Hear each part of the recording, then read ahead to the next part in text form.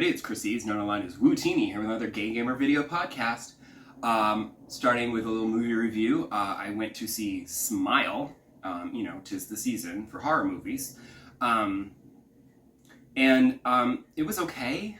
There's some really good creepy parts in it, but it does tend to rely on jump scares, and sometimes those jump scares are just like a loud noise, and so it doesn't really work. And then I don't know if the ending was predictable or just inevitable, but when it ends the way that you expected it to from the very beginning, it's a little disappointing.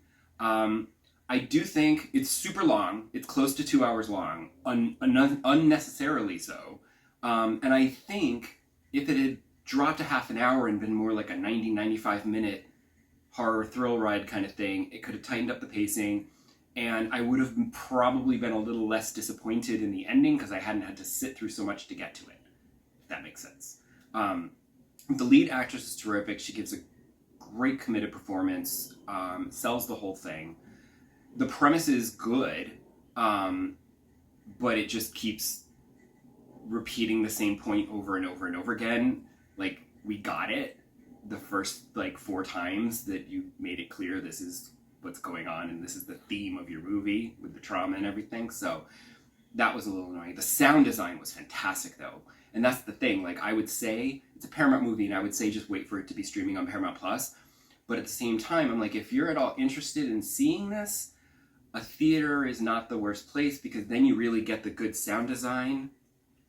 And it's also nice to see, like comedies, it's nice to see horror movies in an audience with other people, because there were like a trio of girls down the row from me who were jumping and screaming at like every little thing. Like, they got all the jump scares got them, not me. A couple of them got me, but they got all of them.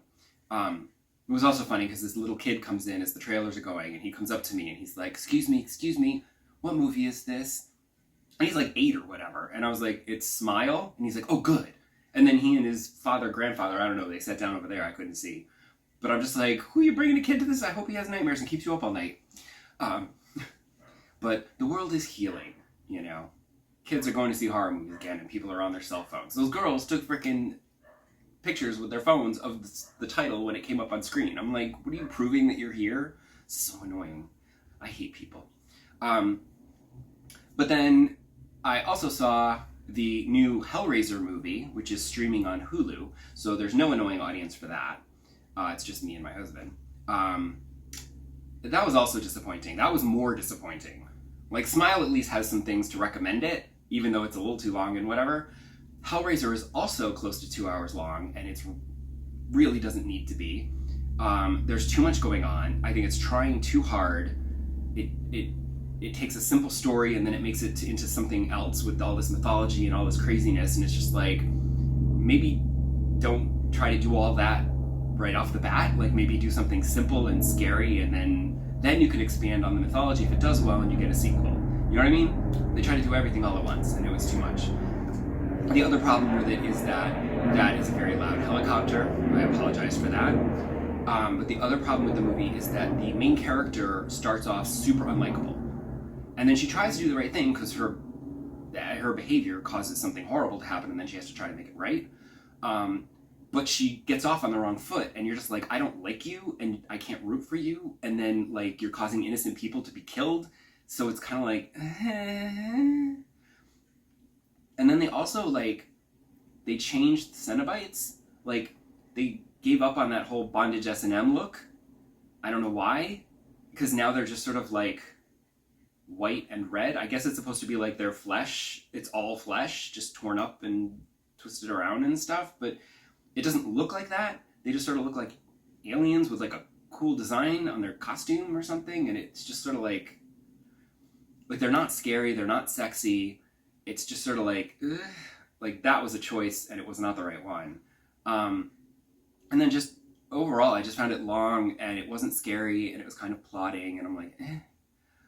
If you really have to, it's streaming on Hulu, and you'll just lose 2 hours of your life that you won't get back. But if you're only casually interested, don't bother, because it's really not worth the time. And then segueing into games, I did want to just quickly talk about that Mario trailer that dropped. Oh, it starts off so good. The little penguin people, and Bowser looks amazing, and the animation is terrific. And then Mario shows up, and he sounds like Chris Pratt, and it's like, ooh, wah wah. You only get a quick taste of his voice, but it's one of those things that I hate about a lot of the modern animated movies. They have these voice casts that are all famous actors, and 99% of celebrity actors just sound like themselves. Like, they don't do voices for the characters in the animated movie. They just do their own voice. And it's very noticeable that it's that person. So, like, I'm just like, when I'm watching this, it's going to just be Chris Pratt. I'm not going to see Mario. I'm just going to be hearing Chris Pratt, and it's going to be this weird disconnect, I'm afraid. But I also get the impression from that little moment in the trailer where he's like, what? Where am I? What is this place? I'm just like, okay, Mario doesn't know what the Mushroom Kingdom is. So I'm assuming, I haven't read this confirmed anywhere that this is the plot of the movie, but I'm assuming that, like, Chris Pratt is like a human who gets sucked into the Mario world and becomes Mario, and that's why he sounds like Chris Pratt and not Mario. And maybe they're going to talk about how, like, Mario, you don't sound like yourself or something. I don't know. But it's worrisome.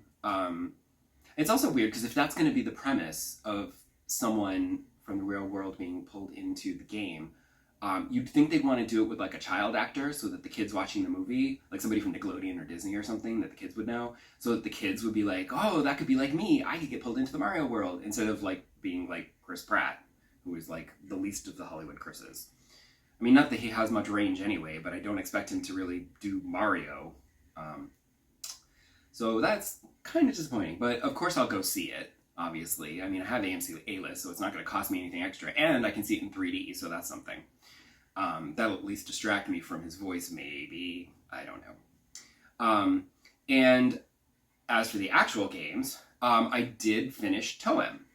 I got to the end where you're basically at the point where you're going to go to climb to the top of the mountain and see the Toem finally. And it was basically what I expected it to be, mostly. I mean, I didn't know exactly what it was going to be, but I had an inkling of what it was going to be like. And it was like that. So I was like, okay. It was still pretty. And I was like, okay. And then I was like, okay, now what? And I didn't know what to do. So I climbed back down. And I'm like, is there something else I'm supposed to do? And I get back in the bus. And then suddenly the credits are rolling. And I was like, wait, that's the end? Like, that was not dramatically satisfying. Like, what is this for? That's a terrible ending. Like, what the heck? But then after the credits rolled, then suddenly you're back at home and you go to your Nana, and then there's a little dialogue and she puts up your picture and it's all very sweet and cute. And I said, okay, that's your ending. Like, that's more satisfying. I was like, that should have come before the credits rolled, but that's just me. But then, of course, after the credits rolled, and then I go to continue my game, and I see, there's still things left to do. There's more stamps that I need to get and other things that I haven't done yet. So I go back in, and I will admit I had to cheat a couple of times and look online where to find certain things. I was like, where is this? So I didn't spend like 3 days looking for something. I mean, I would have found it eventually, but it just kept me from getting frustrated and annoyed. So it kept me liking things and enjoying the game. And then once I found out about the tripod and how you're supposed to use the tripod, I was like, oh, okay, because the game didn't really explain how you're supposed to use the tripod, so I never used it. But then there's a way to use the tripod, and then you can go hide, and things will come out, and you can take a picture of it. And I'm like, oh. So that made things a lot easier once I figured that out. And then I got all of the stamps, and then I was just trying to clean up the last couple of trophies, and figuring out, like, okay, what's this trophy for? Okay, I just need to go do that. And then I got to the point where there were just a couple left, and I finally found the animal that I had been missing. There was a cat in the hotel that somehow I didn't take a picture of, even though I was taking pictures of literally every animal in the game because I knew that was a thing. So I took a picture of this cat, which got me the, take a picture of every animal in the game trophy, plus the take a picture of all of the dev team's pets trophy, which was then the last trophy to get, which then netted me also the platinum trophy for getting all the trophies. So that was like a threefer. So that was happy. That was good. And it's only the second game in my life that I think I've ever gotten a platinum trophy on. Because there's always stuff I can't do, like combat challenges and skill things that I'm not physically capable of pulling off. Kill 20 enemies without getting hit once. That's never going to happen. So I don't get the platinum trophy because there's always a few trophies I can't get. Also, if there's any multiplayer trophies, those never get made. So, never mind. But here, it was a nice simple game, so I was able to platinum it. The other game I platinumed was No Man's Sky. That was ages and ages and ages ago. And then they did their first big update, which added a bunch of trophies that are a bunch of trophies I'm never going to get because now there's like multiplayer trophies and stuff. And I'm just like, well, no. There's like base building and multiplayer trophies. And I'm like, I don't do that stuff. So like, I'm never going to get any of those trophies. But it didn't take away my platinum from before. So that still counts. And so now what I'm doing is, as you might recall from last time, that I started playing Toem because it was on my PlayStation homepage that there was new free content for it. And I was like, oh, what is this game? And I investigated, and I was like, well, this sounds delightful and just what I need right now, so I'll play it. And so I then decided that I was going to go and play this free DLC. They added a whole new area. It's a tropical island called Basto. And it's kind of fun because they added a little new gameplay wrinkle where you have to like take a nap to make it nighttime or daytime so that you can explore, because during the day the water is high and you can't get around to everything, and then at night you can lower the tide goes down, and then you can get around to more things and you can get to different places.